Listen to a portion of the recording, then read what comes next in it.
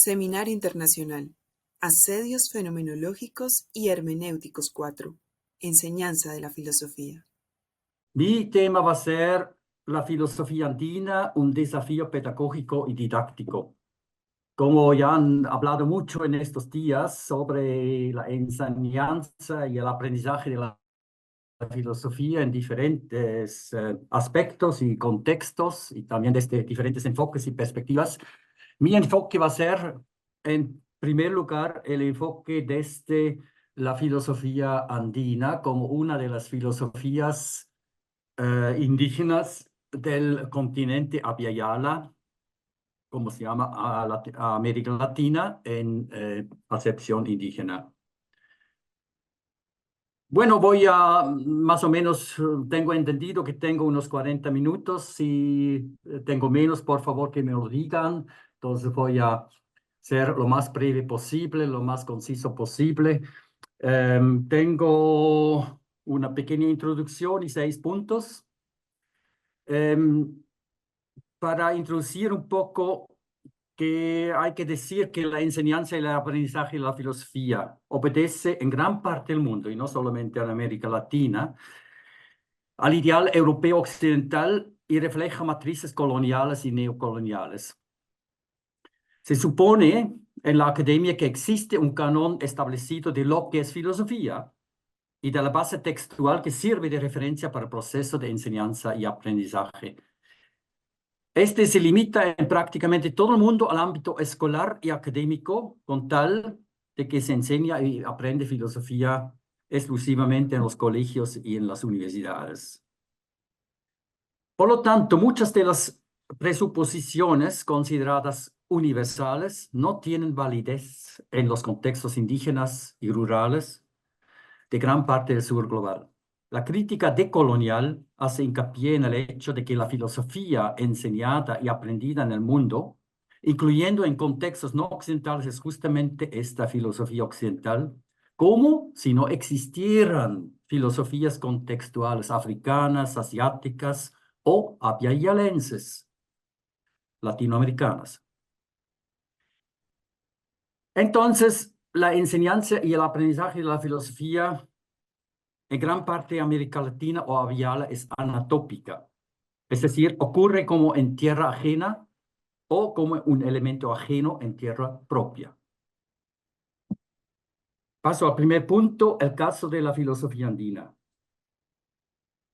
La filosofía andina, como proyecto de filosofar no occidental, se halla en esta situación de un anatopismo filosófico amplio en medio de grandes asimetrías económicas y culturales.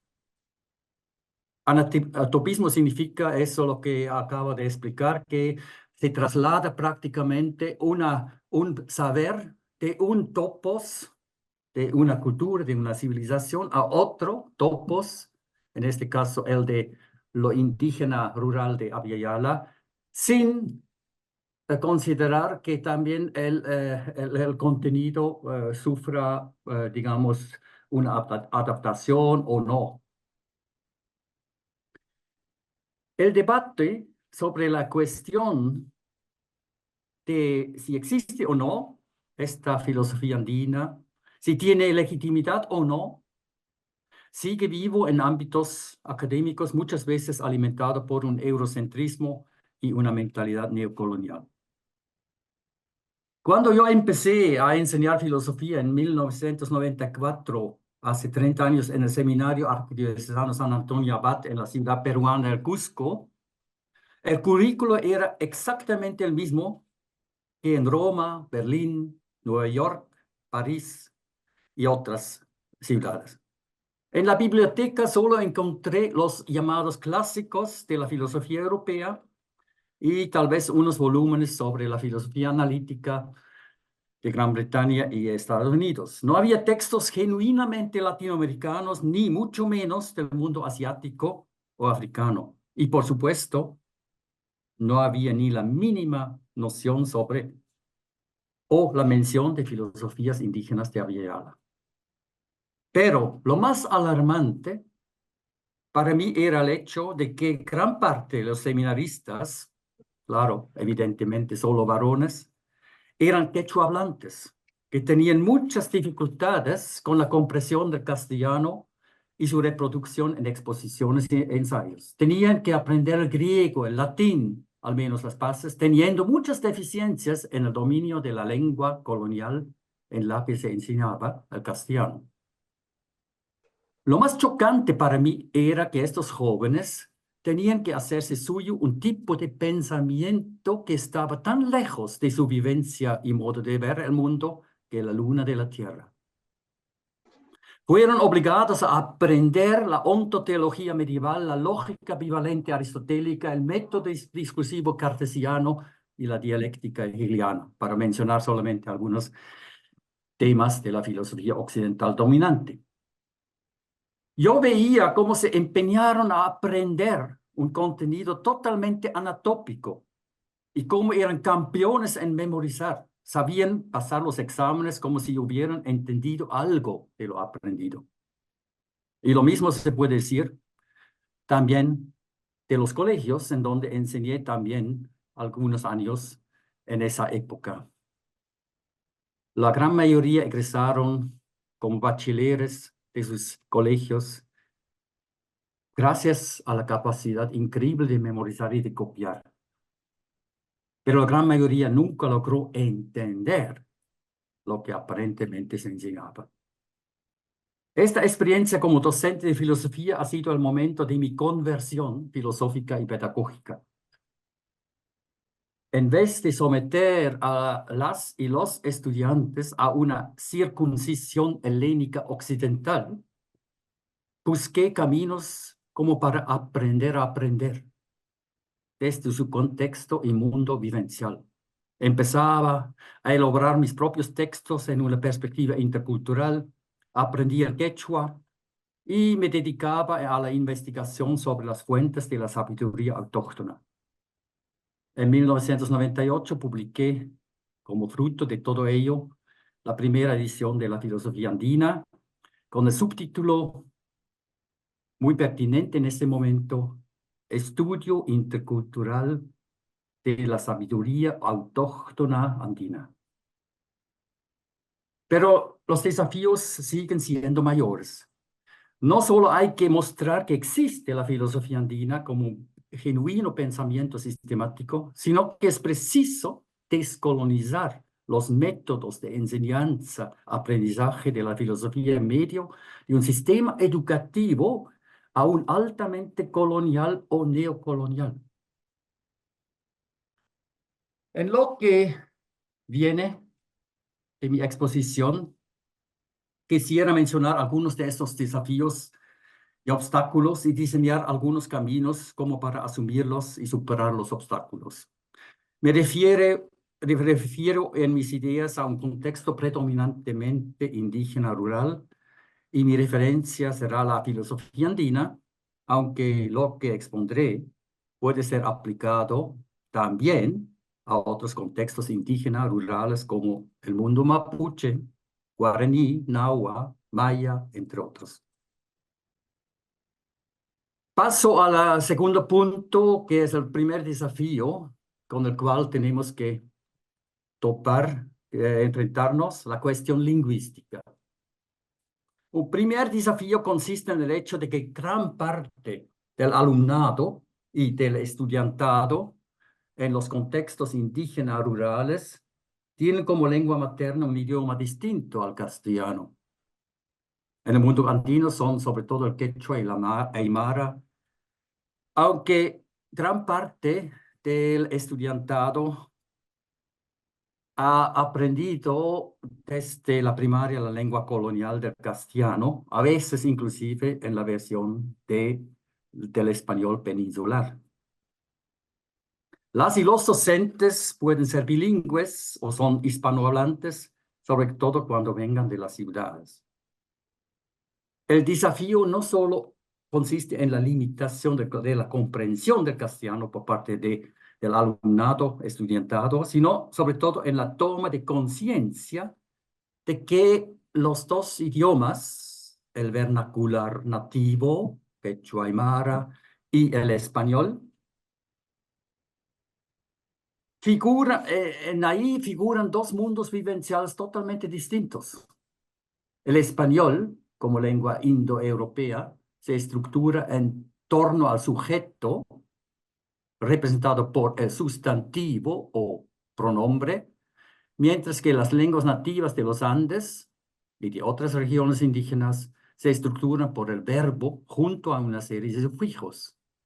En términos filosóficos, el español refleja una cosmovisión sustancialista y por tanto una ontología basada en la sustancia y el átomo, el individuo, la particularidad, mientras que el quechua y mara representan una cosmoespiritualidad relacional basada en las múltiples relaciones existentes.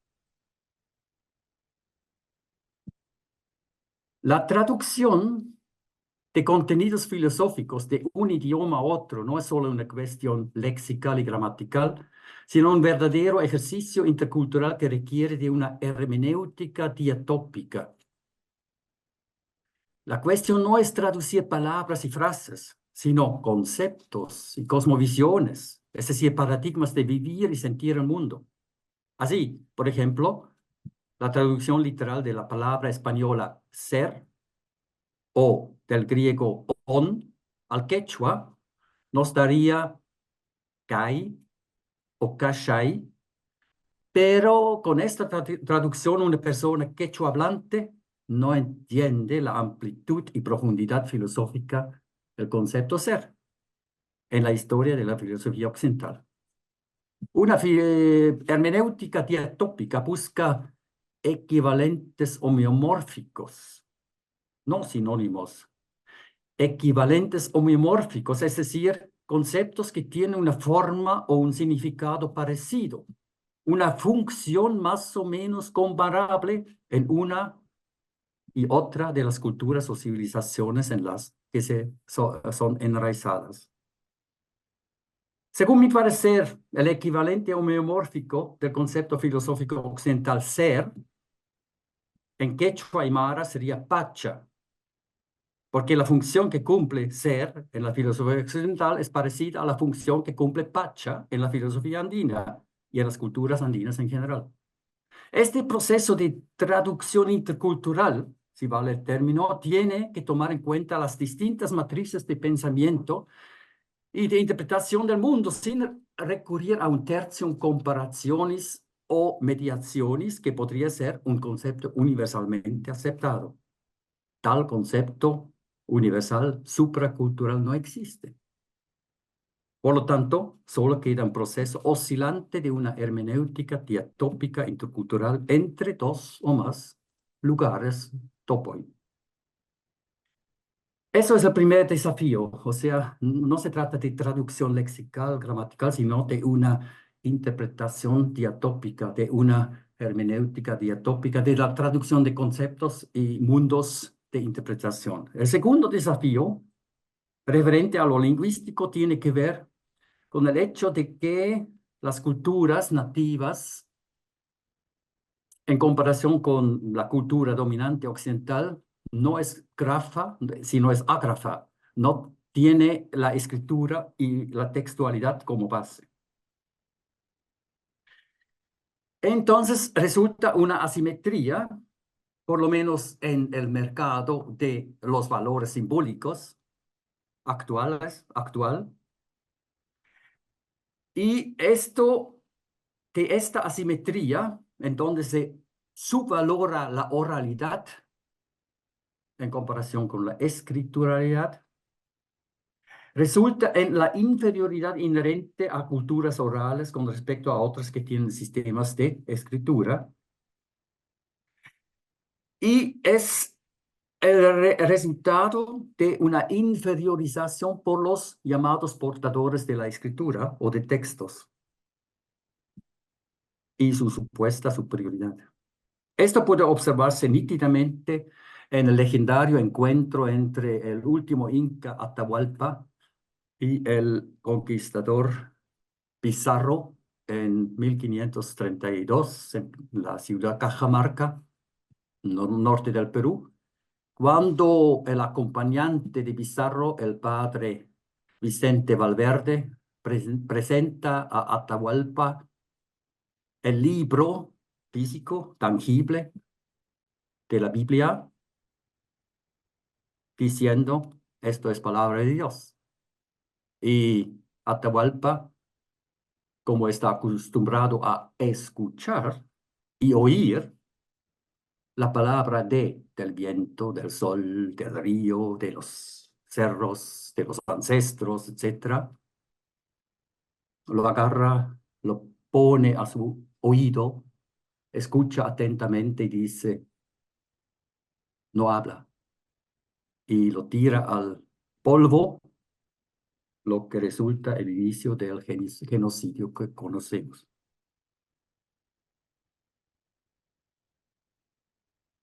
Para la filosofía y el saber en general, la falta de textos ha sido por mucho tiempo, yo diría por los 500 años, un argumento contundente en manos de los colonizadores y sus acompañantes intelectuales, sobre todo misioneros, para negar la existencia de tal filosofía, de una filosofía, una ciencia y saberes de Abya Yala, antes de la llegada de los españoles.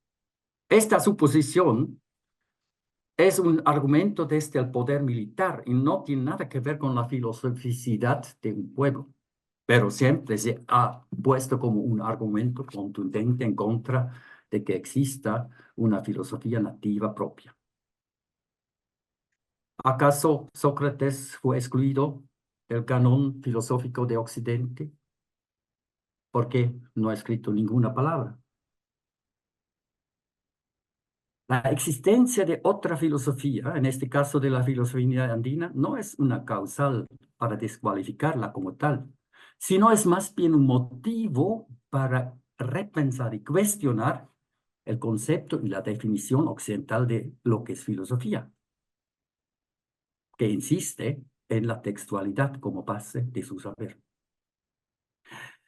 Para el proceso de enseñanza y aprendizaje de la filosofía, la oralidad implica una didáctica diatópica, un proceso de búsqueda que se mueve en un constante diálogo entre narraciones orales, que pueden ser a veces plasmadas en textos de la filosofía andina, y textos canónicos de la filosofía occidental. Este tipo de pedagogía intercultural, de didáctica diatópica, tiene como figura simbólica y más condensada el baile Inku, que significa tanto enfrentamiento como encuentro. En vez de una exclusividad absoluta entre Occidente y Andes, una didáctica diatópica intercultural busca el encuentro en y a través de las diferencias e inconsistencias. Y la textualidad de las culturas occidentales no sirve de argumento a priori de la superioridad filosófica de Occidente, sino es simplemente un elemento instrumental de transmitir pensamientos e ideas. Paso al tercer punto, la cuestión institucional, que es otro desafío que hay que plantear a la hora de enseñar filosofía en contextos indígenas rurales. Los lugares de la enseñanza y el aprendizaje filosófico han sido desde el Renacimiento europeo las universidades y casas de estudio superiores como seminarios, colegios, liceos, etc. Antes había otros lugares como la plaza pública, en la Grecia antigua, el buffet abundante sin poción, los monasterios en la Edad Media europea, o los círculos de debate, los famosos salones. Pero los ideales europeos de la modernidad, con sus universidades y liceos, y seminarios y colegios, fueron traspuestos prácticamente a Yala y otras regiones colonizadas, con la consecuencia de que la filosofía se enseñaba en los seminarios católicos, las universidades recién fundadas y posteriormente también en algunos colegios. Las tradiciones indígenas existentes como los Yacha y Huasi, casas del saber, los sabios, los Amauta, y los ritualistas, los Pacus o Yatiris, fueron simplemente ignoradas o, en el peor de los casos, erradicadas. Como el sistema educativo, jurídico, político y económico fueron traspuestos de Europa a Villayala sin adaptación cultural alguna, también la enseñanza y el aprendizaje de la filosofía eran por mucho tiempo una simple copia de cómo se enseñaba y aprendía la filosofía en Europa. Se importaban los textos más importantes de la época y se aprendía las corrientes de moda desde Europa para aprenderlos de memoria y reproducirlos como si fueran algo propio. Eso es la definición del anatopismo. La existencia y vigencia de la filosofía andina plantea de nuevo la cuestión del lugar de la enseñanza y el aprendizaje de la filosofía en contextos indígenas rurales.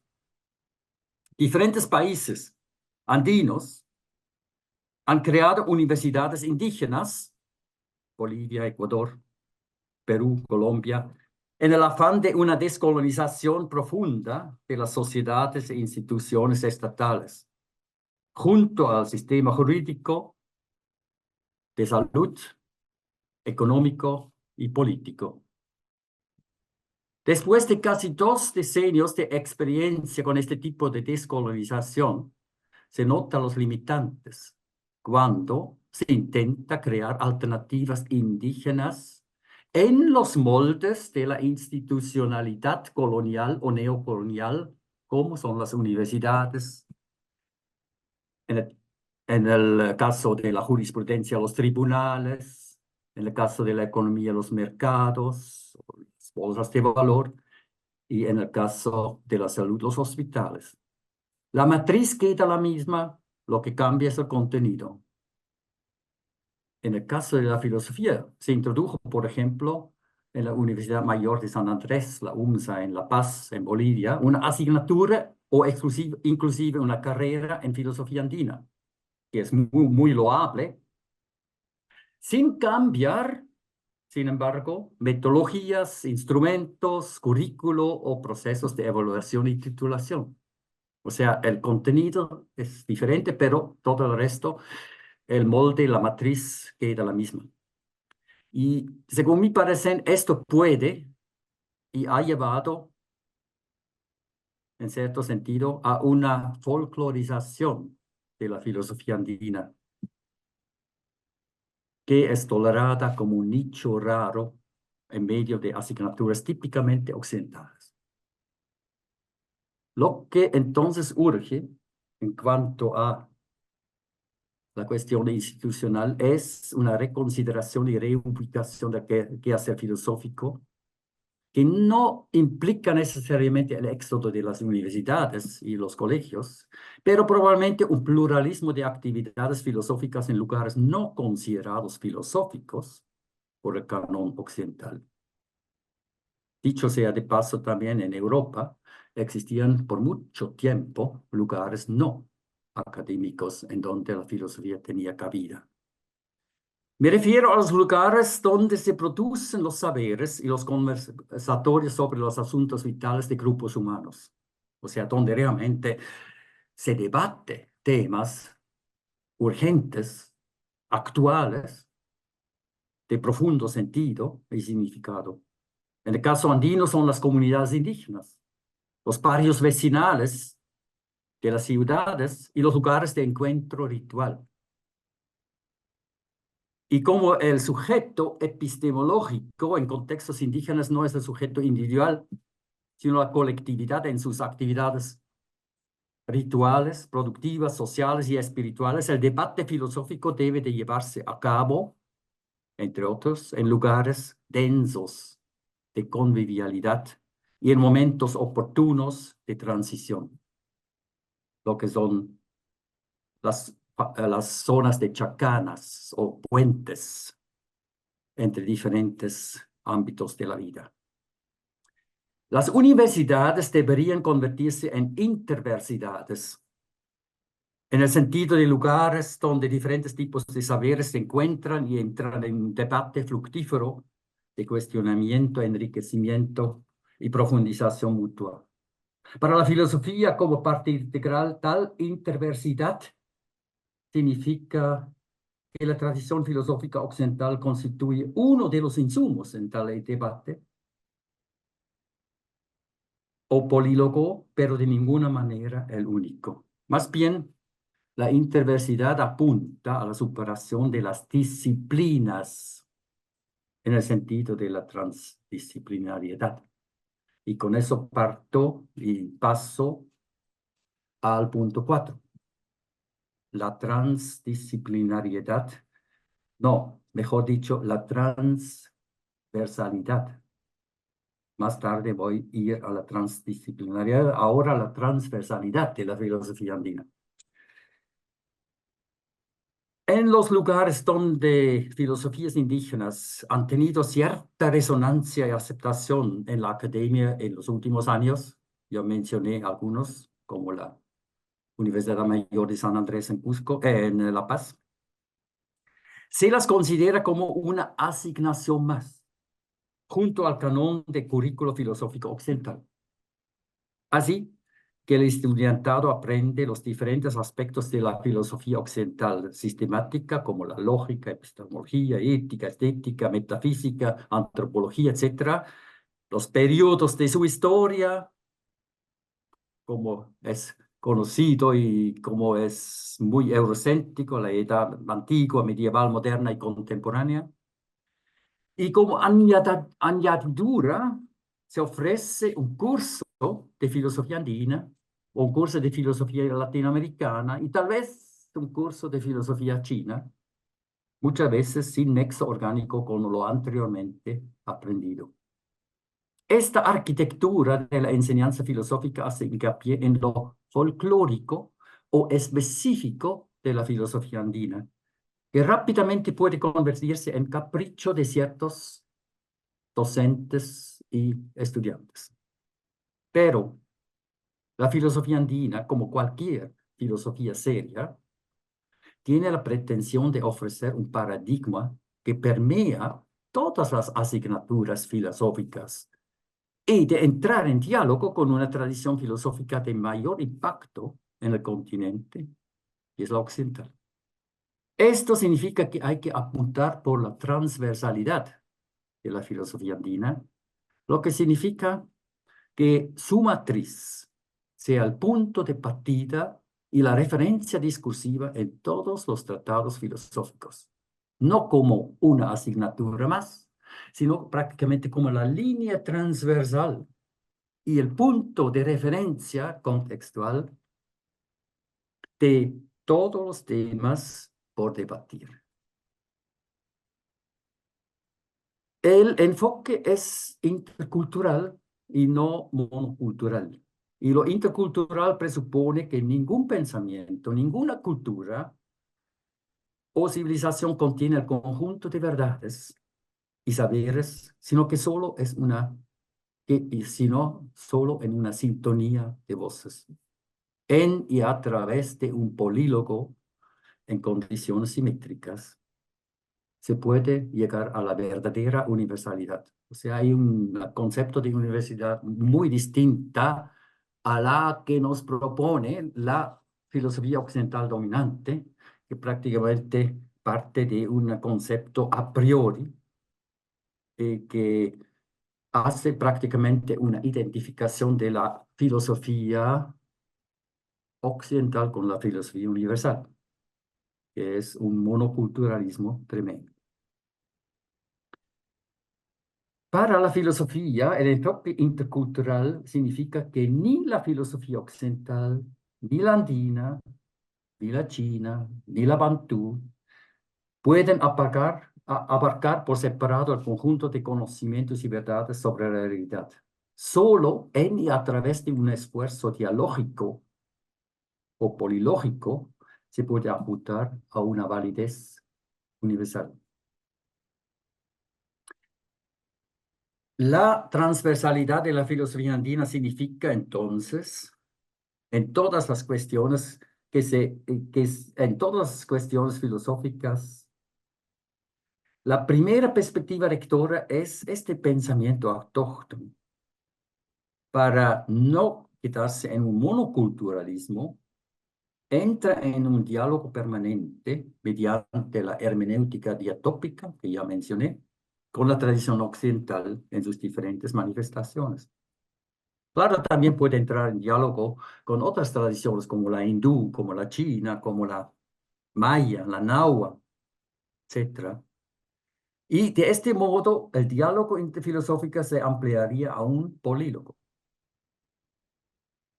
La transversalidad de la filosofía andina en la enseñanza y el aprendizaje de la filosofía no significa que lo andino se universalice o se tome como referente para la verdad. De hecho, la filosofía occidental muchas veces ha tenido esta idea de que fuera universal, supracultural y supercultural, en un sentido más allá de la cultura o una cultura dominante sobre las demás culturas. Entonces, el problema de la filosofía occidental dominante no es lo transversal, sino es lo supracultural y universal a priori. Porque cada filosofía es contextual y representa una cierta forma del pensamiento humano, no su totalidad. El gran desafío para la enseñanza y el aprendizaje de la filosofía en contextos indígenas rurales de la región andina sería empezar con la filosofía andina, porque eso contradice el canon colonial de que Abiyala no tuviera filosofía y que el saber occidental fuera más avanzado, sistemático, coherente que su propio pensamiento.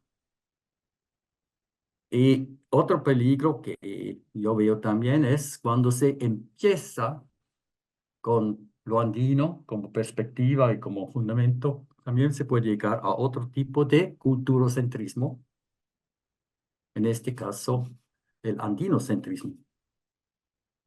Y en perspectiva intercultural, ningún centrismo realmente es bueno porque está hipostasando una cierta cultura como la cultura y civilización universal. Paso al quinto punto, el reto de la transdisciplinariedad.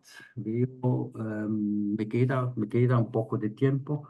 El reto de la transdisciplinariedad.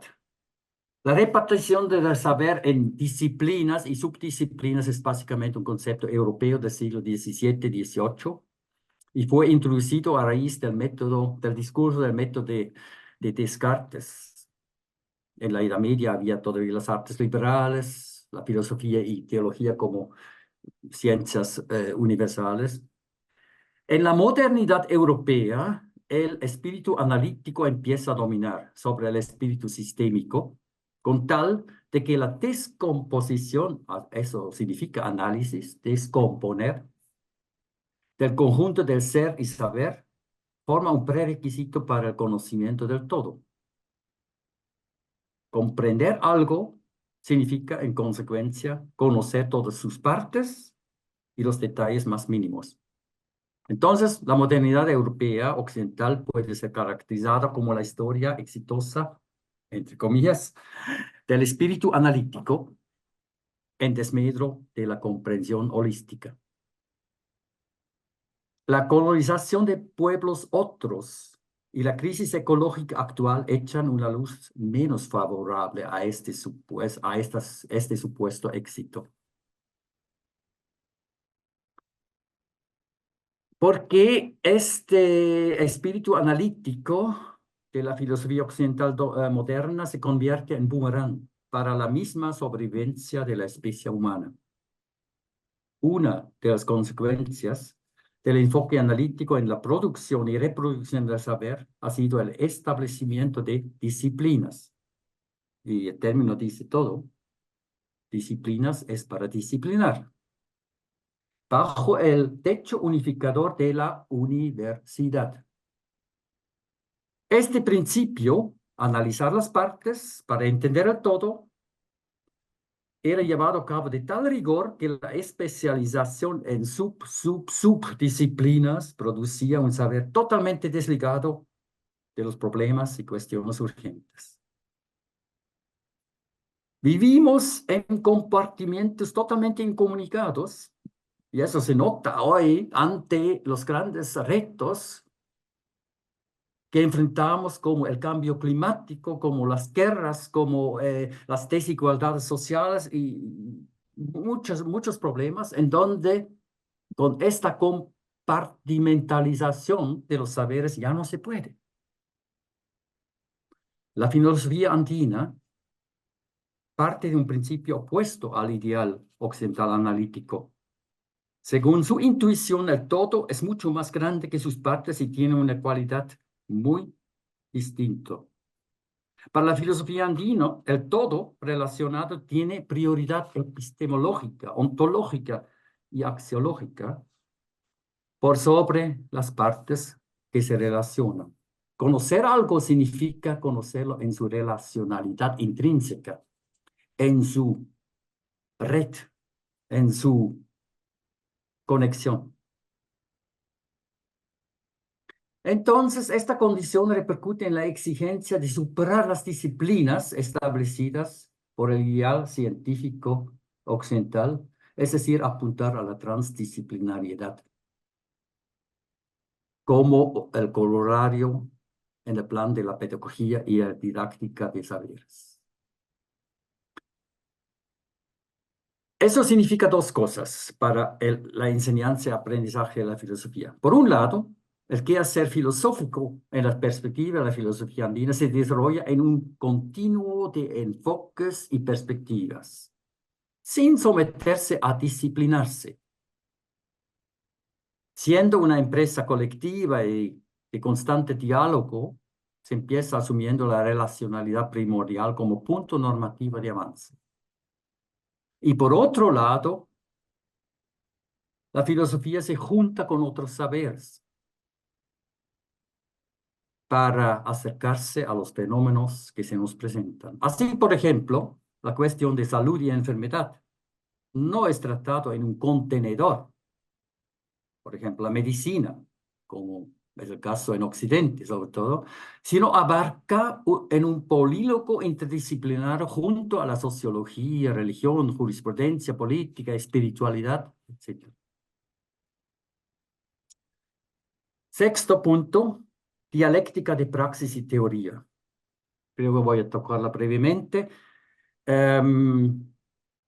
Sabemos que la enseñanza, el aprendizaje de la filosofía en términos occidentales es sobre todo la transmisión de saberes teóricos, de teorías, de corrientes, de modelos de pensar.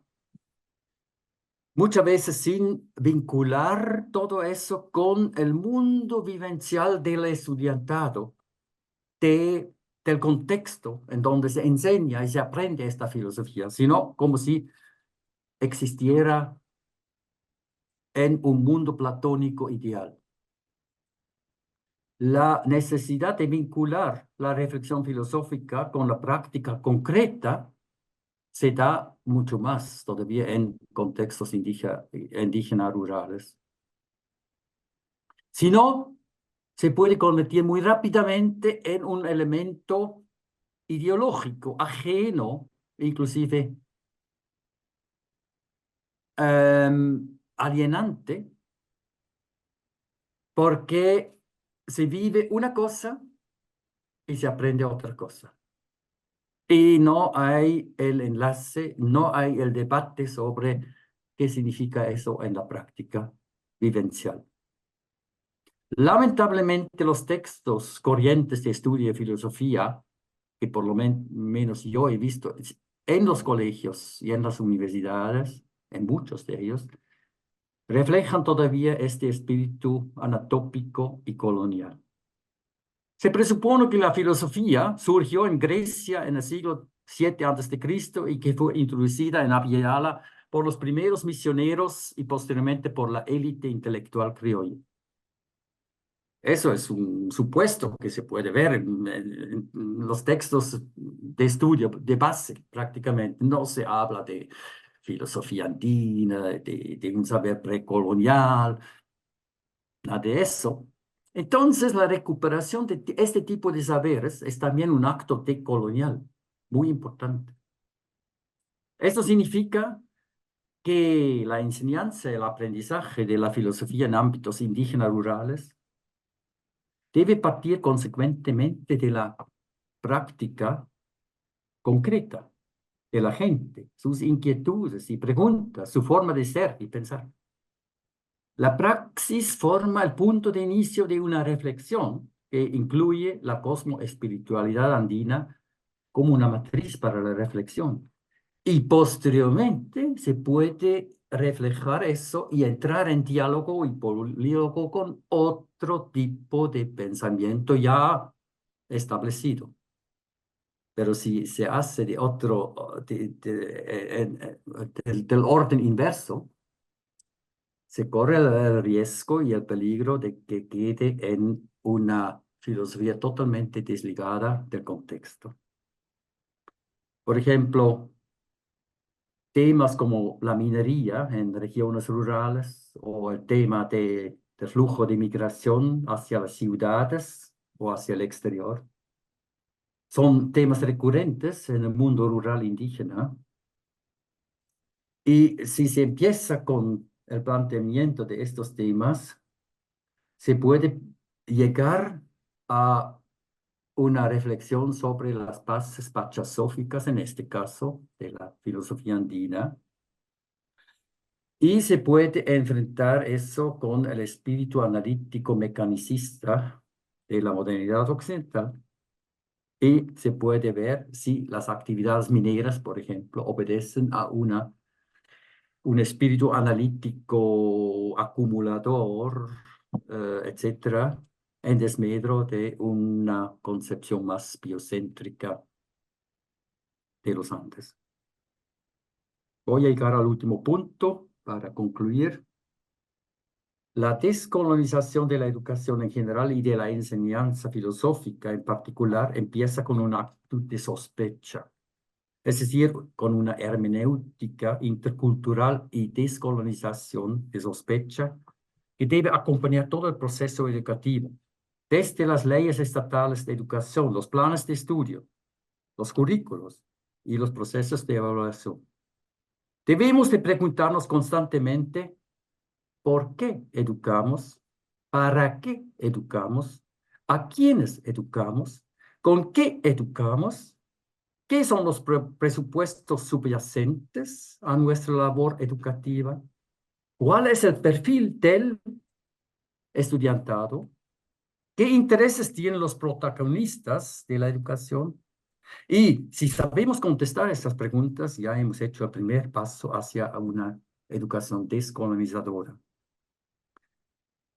Pero la descolonización de la educación, y creo que hay muchas veces este error que se comete, la descolonización de la educación no es simplemente su indigenización. Una sustitución de contenidos y del idioma predominante del proceso educativo por contenidos y un idioma indígenas no garantiza en absoluto que se trata de una educación descolonizadora. Puede ser realmente una trampa.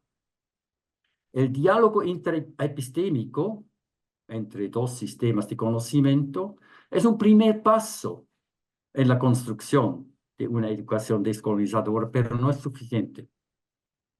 Urge una valoración de los saberes en perspectiva de un ideal heurístico de vida que en los Andes es el buen vivir, summa causa, summa comania. Una educación descolonizadora debe ser consciente de los etnocentrismos, androcentrismos y antropocentrismos vigentes en prácticamente todos los sistemas epistémicos y modelos educativos, especialmente en la filosofía, tal como se la enseña actualmente. Por eso, incluye que hay que ir de la mano con un proceso de deconstrucción intercultural del paradigma dominante, de la despatriarcalización y la deconstrucción crítica del androcentrismo vigente en el sistema educativo actual. Eso es algo todavía pendiente, porque los modelos de la educación en general y de la filosofía en particular todavía obedecen a este tipo de, no solamente un occidentocentrismo, pero también un antropocentrismo. La resistencia a la decolonización normalmente viene de las mismas personas colonizadas.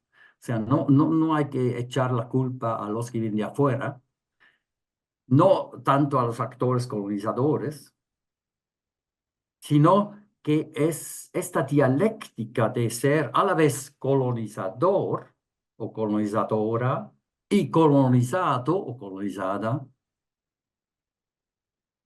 que es la situación de los educadores y docentes de filosofía actual, requiere de un proceso de trabajo casi psicoterapéutico, porque los esquemas mentales y presupuestos coloniales son introyectos culturales y civilizatorios tan fuertemente enraizados en nuestro subconsciente colectivo que no basta una simple toma de conciencia de nuestras preferencias, valores y costumbres. Hay que ir hasta el fondo del alma colectiva, que ha sido por siglos objeto de la colonización y que solo se desvela mediante rupturas epistemológicas y cambios de perspectiva. Un ejemplo que siempre hago en mis clases, o siempre hice en mis clases de filosofía, empezando con invertir el mapa mundi y ver el mundo desde abajo, el sur arriba, el norte abajo, cambio de perspectivas. Y como en todos los cambios verdaderos, también en el proceso de descolonización, el peso del universo simbólico es tal vez más importante que el contenido. A veces es muy revelador que se cambie la perspectiva, como el mapa mundi, que se empiece con el idioma nativo en vez del castellano. Tal vez 2/3 no entienden, pero también es el caso al revés, ¿no? Como empecé a decir con mi experiencia de docente en el seminario. Y eso normalmente puede desvelar las asimetrías existentes en nuestros sistemas educativos de enseñanza y aprendizaje de la filosofía.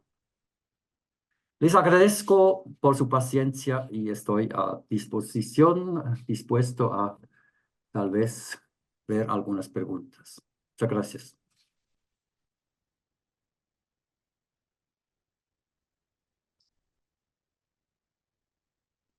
Muchas gracias, estimado Joseph, por tu intervención. Entonces, abrimos el espacio para preguntas o comentarios del auditorio, tanto presente como de los que están conectados.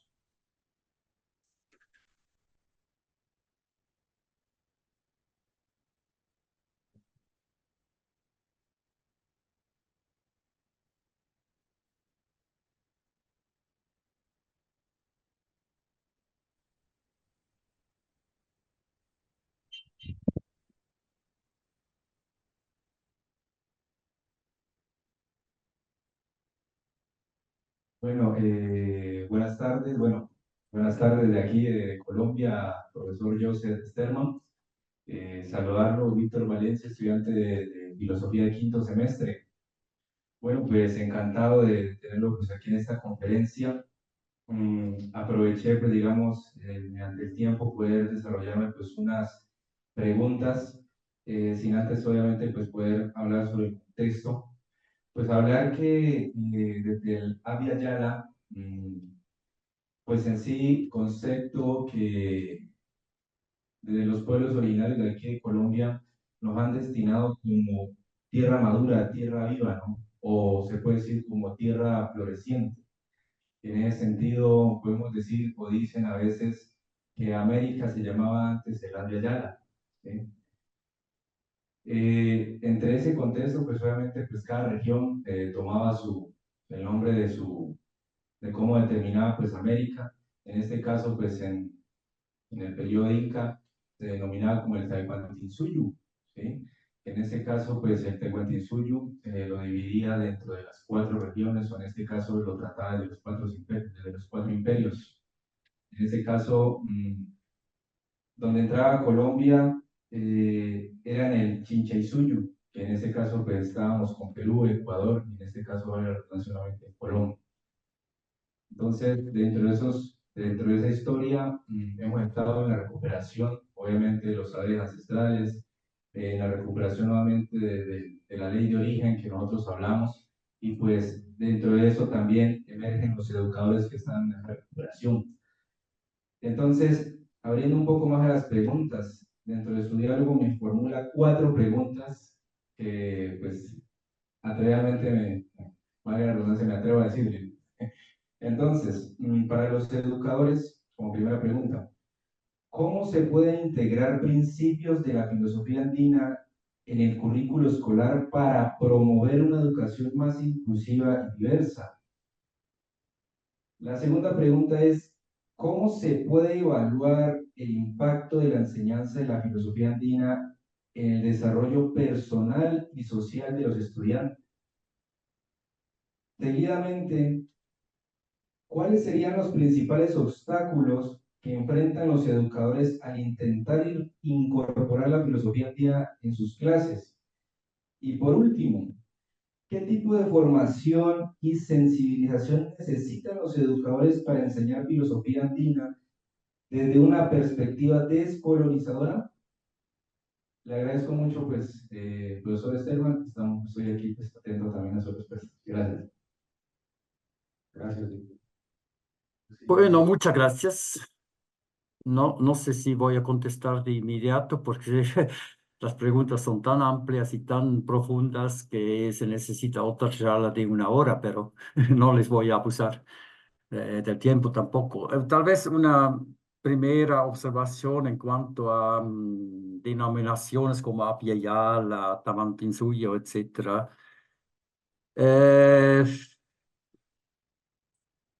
Bueno, en cuanto a la descolonización, no significa volver a un pasado precolonial.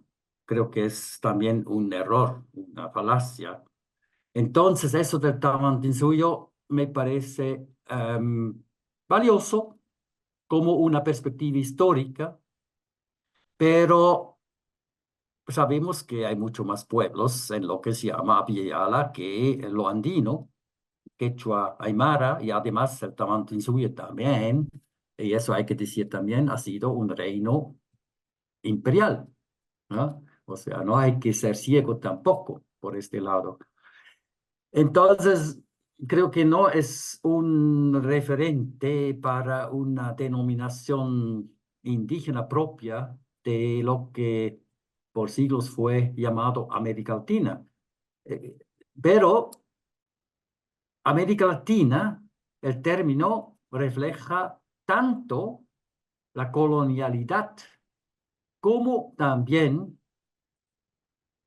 el anatopismo lingüístico, ¿no? La colonialidad, porque América viene de Américo Vespucci, este navegador genovés italiano que fue el, el dador prácticamente de este nombre, y latina viene de los idiomas español y portugués.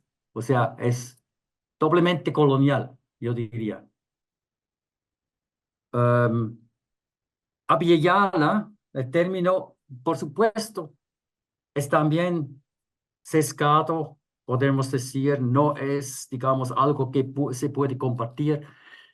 por todos los pueblos entre Tierra de Fuego y el Río Bravo, pero que con el quinto centenario fue lanzado por intelectuales indígenas como un término en donde más o menos se resume lo que queremos, una tierra en plena madurez o que florece, viene de la nación cuna, de la etnia cuna de Panamá, y fue propuesto por un intelectual boliviano aymara para esta ocasión. Esto simplemente para un poco matizar el tema. Ahora, estas 4 preguntas creo que no voy a poder realmente contestar a fondo. La primera creo que traté de abordar. El tema, claro, depende mucho del contexto en donde se enseña la filosofía. Si ustedes están en ciudades grandes o medianas, es diferente de que en un colegio rural indígena. Pero mi propuesta no es simplemente integrar la filosofía andina como una añadidura a todo el resto y enseñar, digamos, 9 meses del año filosofía occidental y un mes filosofía andina. Eso sería justamente la folclorización, o sea, un proceso de folclorización de la filosofía andina, sino tratar prácticamente de aplicar la transversalidad de la filosofía andina, lo cual es sumamente difícil porque nos faltan textos de estudio, etcétera. La evaluación es otro tema muy discutido, ¿no? Porque Occidente ha elaborado un sistema de evaluación cuantitativo, prácticamente, y sobre todo basado en la escritura. Y como fuera un sistema evaluativo en contextos indígenas rurales, seguramente sería, y usted ha dicho, ¿no? En lo personal, en el desarrollo personal. Por ejemplo, en los Andes existe la trilogía, ¿no? Los 3 mandamientos fundamentales, ama sua, ama Keya, ama Yuya, no seas mentiroso, no seas un ladrón y no seas flojo. Y creo que eso podría ser un referente para una evaluación personal. Y eso, claro, es muy contrario al sistema evaluativo que conocemos, en donde tenemos que prácticamente asegurarnos de que alguien sepa reproducir ciertos conocimientos. Pero como dije también en mi intervención, los estudiantes y las estudiantes en América Latina son campeones en memorizar y copiar. O sea, ahí no hay ningún problema de reproducir todo lo que se enseña. Pero no es un criterio de evaluación. Hay que evaluar si se ha entendido. Y cómo se ha entendido si se puede aplicar a su propia vida y a su comunidad y a la actualidad política, social, etcétera, etcétera. No la reproducción de los conocimientos. Eso sí se sabe. Y eso todos pueden. Yo estoy seguro. Es mi experiencia. Pero lo que no se sabe o no se puede es hacer este puente de la aplicación a la vida propia y a la vida de la comunidad, de la ciudad, de la región, del país, del mundo entero. Y claro, hay muchos obstáculos, por supuesto, porque la institucionalidad nos obliga a ciertos procedimientos, la titulación y todo eso. O sea, es realmente ¿cómo decirlo? Cambiar el tren en pleno curso, en plena carrera. Prácticamente hay que recomponer el tren en plena carrera. Eso es el desafío. O sea, no podemos, digamos, empezar de cero, sino tenemos que continuar con un sistema que nos obliga a muchas cosas que no queremos. Pero tomando la conciencia de que estamos en tipo, lo que Sartre una vez ha dicho, cómo se puede vivir en un mundo con las manos sucias, que todos tenemos las manos sucias. Bueno, Y la formación de docente en contextos indígenas rurales. En Bolivia, por ejemplo, con el gobierno de Evo Morales, se ha obligado a todos los funcionarios públicos, inclusive docentes y maestros, a aprender un idioma nativo. Aprender por lo menos las bases, los fundamentos, ¿no? Y se ha hecho. Claro, no se llega a dominar el aymara, el quechua, el guaraní, pero por lo menos lo que es interesante es cuando se aprende un idioma, sea el inglés, sea el francés, sea el quechua o el aymara, no se aprende solamente el idioma, se aprende un mundo. Esa es la idea, ¿no? Aprender el mundo detrás del idioma, la matriz eh, sapiencial, cosmo-espiritual, etc.